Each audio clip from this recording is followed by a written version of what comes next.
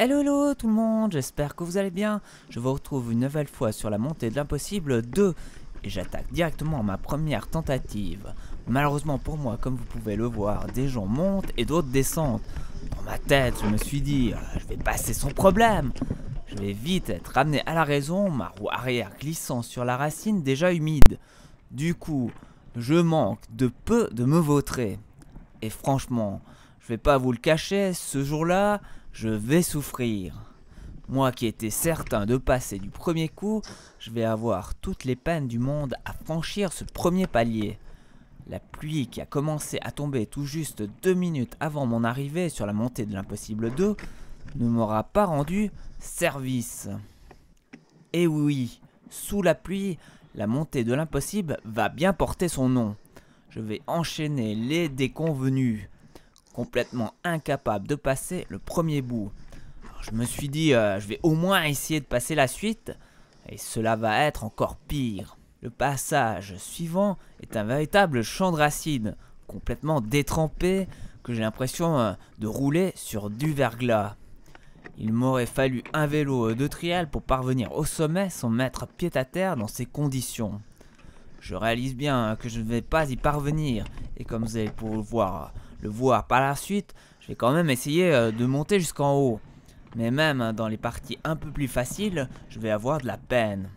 Ce jour-là, je suis bien arrivé par 2 fois au sommet, mais j'ai dû mettre une bonne dizaine de fois le pied au sol, au point de devoir marcher à côté de mon vélo pour avancer. Cette première journée fut un véritable fiasco. Je me suis même décidé à dégonfler les roues pour avoir un peu plus de stabilité. Tout ce que j'en ai tiré, c'est une crevaison et un bon coup de froid, la pluie et le vent s'étant invités en cette fin de journée. Et nous, on se retrouve plus tard, dans une deuxième journée, au tout début de l'automne. Cette fois, il ne pleut pas. Les feuilles mortes ont rendu le terrain un peu plus coloré. Cela ne va pas m'empêcher, comme la dernière fois, de me louper, et oui, encore une fois, de manquer de tomber. Je vais être mise à rude épreuve. Si la dernière fois la pluie m'avait tout de suite fait comprendre que je n'y arriverais pas, cette fois-ci, je vais m'entêter à passer ce début de montée. Je ne vais pas vous montrer tous mes ratés. À force, je me dis, essaye au moins de passer la suite. Encore une fois, je vais échouer à plusieurs reprises. Jusqu'à un moment, vous allez pouvoir le voir, je passe enfin cette deuxième partie. Cela fait déjà un bon moment que je m'obstine à essayer de franchir ce deuxième passage et la fatigue est déjà bien présente. Surtout que pour me rendre jusqu'à cette montée de l'impossible numéro 2, j'ai déjà plusieurs heures de vélo devant moi. Même si je n'ai pas fait le premier mètre, je vais quand même parvenir au sommet. Mais malheureusement, dans le dernier petit bout, je vais me louper bêtement et trébucher pour mettre enfin pied à terre. Finalement, je vais quand même m'entraîner dans ce dernier petit bout pour au cas où, si je parviens à passer tous les obstacles du début, au moins que je ne sois pas embêté dans le final. Alors moi je vous retrouve pour notre 3e journée et cette fois nous serons en compagnie de Philippe.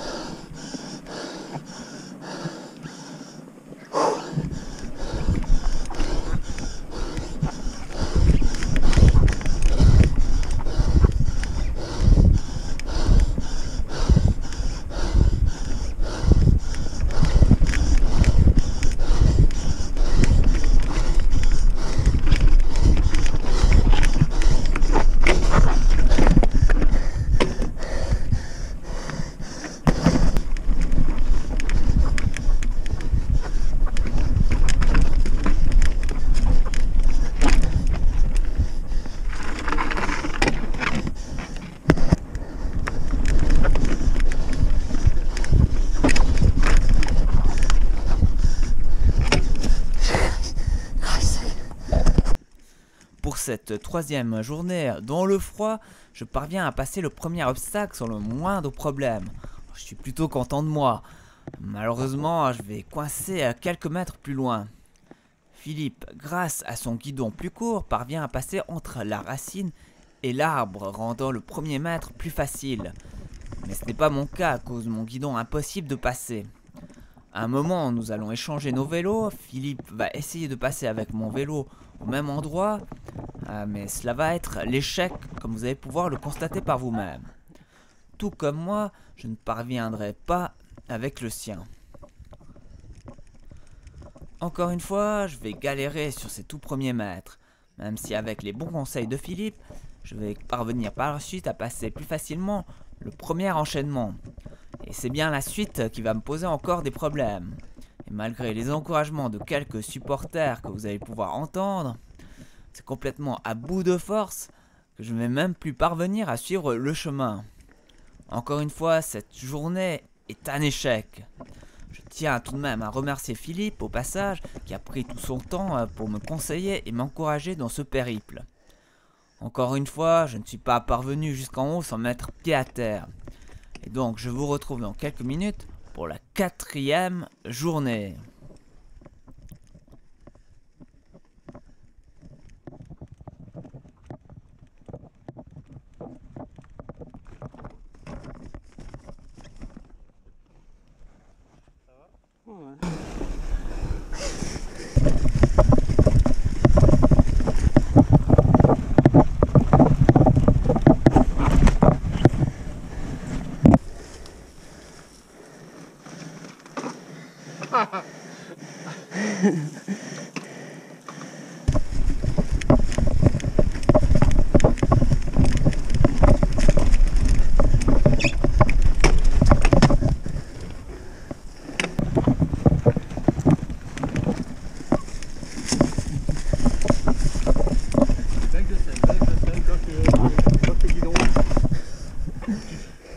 Un peu. Faut le crisper pour pas qu'il fasse ça. Le bec de sel pour mettre le poids à l'avant.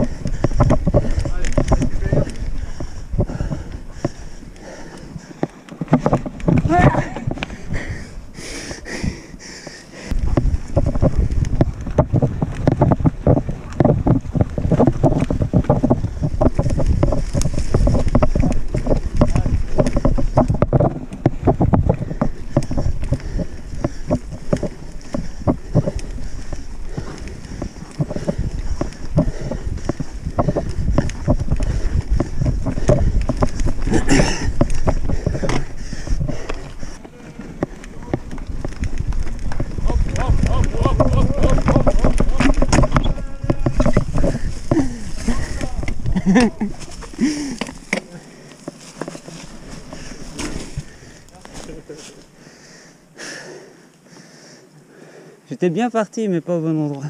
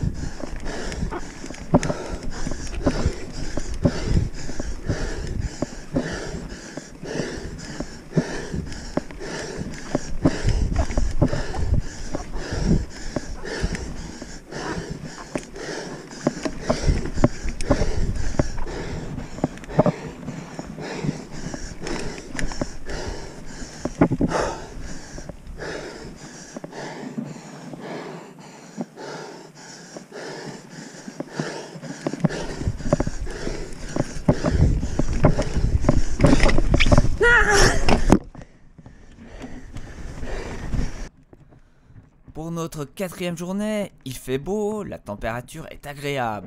Et si vous êtes encore là, c'est que vous devez être aussi persévérant que moi. Je vous le dis déjà, il n'y aura pas de 5e journée. Quoi qu'il arrive, je ne reviendrai pas une 5e fois sur cette montée de l'impossible numéro 2. Je suis même résolu à me dire qu'elle est impossible. Même si dans un coin de ma tête, je me dis, Philippe y arrive, alors pourquoi pas moi? En même temps, il est bien plus expérimenté que moi et je suis loin d'avoir son niveau en VTT. Je n'en doute pas que des VTTistes, voire des trialistes, passent cette montée du premier coup sans le moindre problème. Et oui, encore une fois, je suis tombé, comme vous allez pouvoir le voir, en image. Le gros problème, c'est que le début est très raide et cela demande beaucoup d'énergie. Et la suite vous en demande encore plus. Et même si je parviens à passer ces 2 moments difficiles, le reste ne me permet pas de me reposer, ni de retrouver une respiration plus régulière, comme vous allez pouvoir l'entendre. Et oui, encore et encore, je vais occulter le début pour mieux maîtriser la suite. Et vous allez une nouvelle fois pouvoir le constater par vous-même qu'en occultant le début, je vais réussir après quelques échecs à monter plus haut et quasiment jusqu'au sommet. Et oui, je me répète encore une fois, mais je vais me vautrer à quelques mètres du sommet. Même si je n'étais pas tombé, le fait d'avoir occulté le début de ce parcours l'aurait tout simplement annulé cette tentative. C'est pourquoi je me décide pour la dernière fois à descendre jusqu'en bas et je vais essayer de monter en une seule traite sans mettre pied à terre. Et si à la fin je n'y arrive pas, eh bien je rentrerai bredouille chez moi. Je vous retrouve donc samedi prochain pour ma dernière tentative. Est-ce que je suis arrivé en haut? Laissez-moi votre avis dans les commentaires.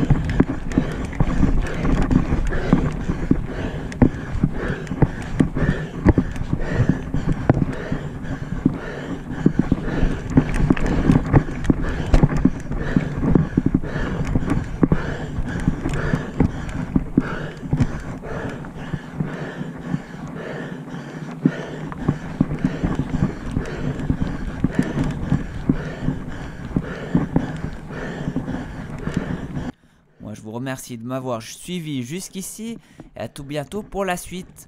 D'ici là, portez-vous bien, roulez bien, salut, bye bye.